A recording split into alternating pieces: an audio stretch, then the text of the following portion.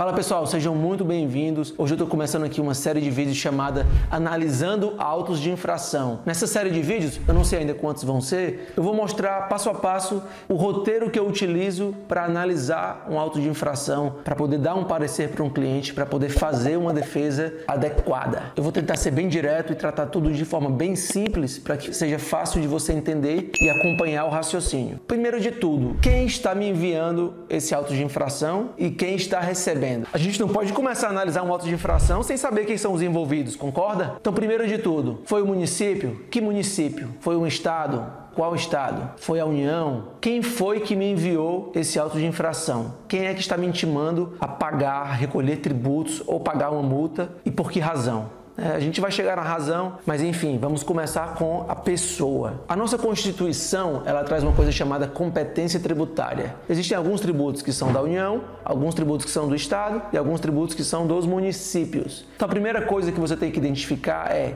quem foi que lavrou esse auto de infração. Pode parecer simples, pode parecer besteira, mas eu já tive casos em que um município, nada a ver com a história, enviou um auto de infração para um cliente meu. E aí, obviamente, com a primeira defesa, qual é o primeiro sinal amarelo que acende? Por que esse município está me enviando isso? Tem algo errado. Então, só aí você já tem um primeiro ponto de defesa. Você já pode dizer, eu não tenho nenhuma relação jurídica com esse município. Então, primeira coisa, quem te enviou esse auto de infração? Quem foi que lavrou isso? Quem é que está me intimando? E aí, isso nos leva à outra perna da operação. Se alguém me enviou, alguém recebeu. No caso, quem foi que recebeu? Que empresa recebeu? A empresa foi intimada? Que empresa? Qual CNPJ? Quais dos estabelecimentos? Foi na matriz? Foi na filial? Foi na loja correta? Foi na loja do shopping? Onde será que foi recebida essa autuação? Pode parecer muito simples de novo, mas novamente é algo que a gente tem que checar, porque muitas vezes as autoridades tributárias lavram autos de infração contra os estabelecimentos errados. Muitas vezes uma operação foi realizada na matriz e eles autuam uma filial. Muitas vezes é uma operação de uma filial ou de uma empresa do mesmo grupo e eles atuam outra. Então, é muito comum esse tipo de erro,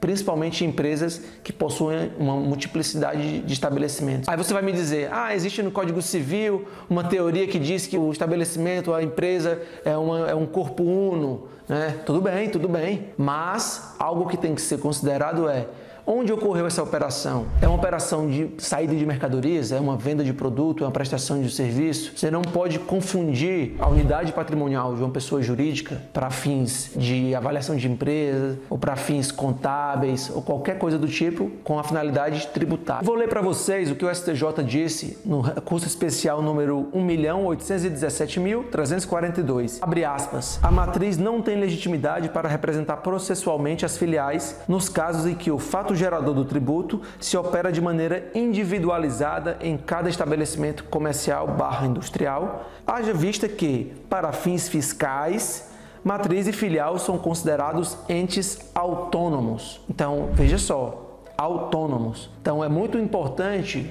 quando você recebe um auto de infração, você vê se ele foi lavrado contra a pessoa jurídica correta, contra o estabelecimento correto. Fala pessoal, interrompendo aqui o vídeo rapidamente para comentar uma decisão que houve semana passada do STJ, que quando eu vi, eu tive que interromper esse vídeo para trazer para vocês.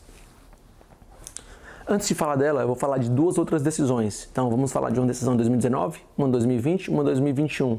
As três que mostram uma clara mudança de posicionamento do STJ em relação a esse assunto. Isso quer dizer que a tese morreu? Não.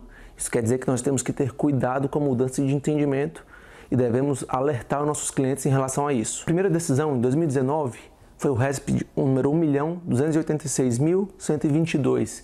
Nesse RESP, o STJ discutiu a possibilidade de emitir certidões de forma separada para as matrizes e para as filiais. Na ocasião, o STJ se posicionou no sentido de ser unificado. Então, só emitiria a certidão da matriz se as filiais estivessem com regularidade fiscal. O segundo caso, que é importantíssimo observar, é que em 2020 o STJ decidiu que para contribuições previdenciárias e sociais, a matriz poderia representar as filiais.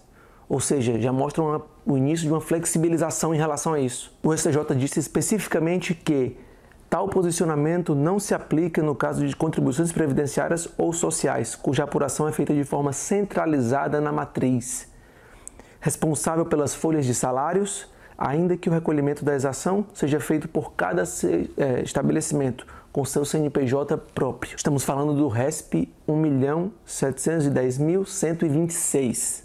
Por último, semana passada, agora em março de 2021, final de março de 2021, o STJ, no recurso especial número 731.625, decidiu o seguinte, olha só, a sucursal, a filial e a agência não têm um registro próprio, autônomo, pois a pessoa jurídica como um todo é que possui personalidade, sendo ela sujeito de direitos e obrigações, assumindo como um todo o seu patrimônio e correspondente responsabilidade.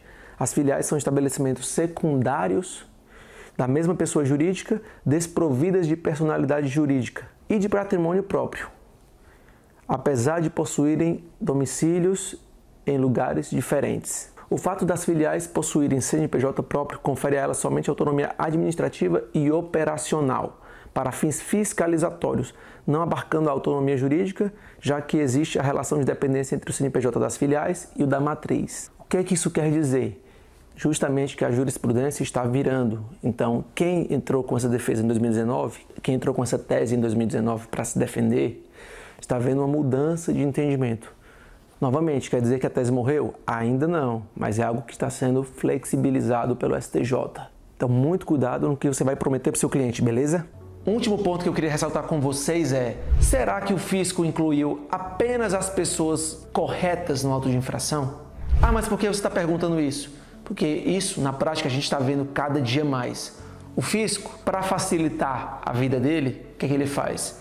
Ele lavra um auto de infração contra o seu cliente, contra a empresa do seu cliente e, de quebra, já coloca como corresponsáveis os sócios da empresa, todos os sócios, independente da função, salário, etc. E aí você me pergunta, isso está correto?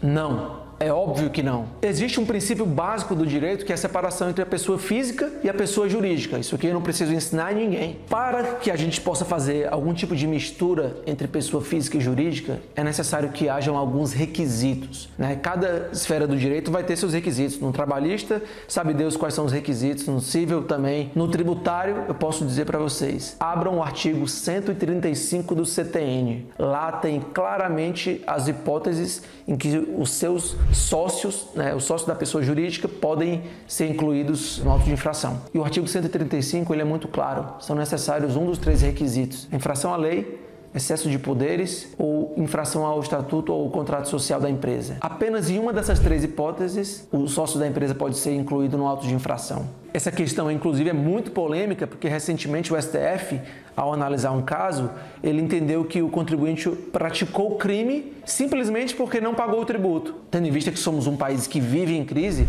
é extremamente comum que os empresários não consigam efetuar o pagamento das obrigações tributárias 100% em dia. Essa questão é algo que está sendo discutida, é algo que está sendo evoluída, né? Não é nada certo, não tem nada pacífico em relação a isso, mas isso é um ponto de defesa extremamente relevante para você, né, que recebeu um auto de infração, que sua empresa recebeu um auto de infração e o seu nome, o nome do seu cliente foi colocado no auto de infração como um corresponsável. Não aceite isso, alegue em sua defesa a inexistência dos requisitos do artigo 135 do CTN. Enfim, pessoal, acabei me alongando um pouco mais do que eu estava planejando, mas só para vocês terem uma ideia do quanto dá para a gente discutir em torno de elementos simples quando a gente fala de auto de infração. E eu espero de coração que esse conteúdo te ajude, que te traga elementos para defender os seus clientes. Caso você tenha qualquer dúvida, qualquer ideia, manda aqui nos comentários. Eu estou de braços abertos para te ajudar. Espero que você tenha realmente gostado, porque eu fiz tudo isso de coração. Se você quiser me ajudar, se inscreve aqui, ativa as notificações.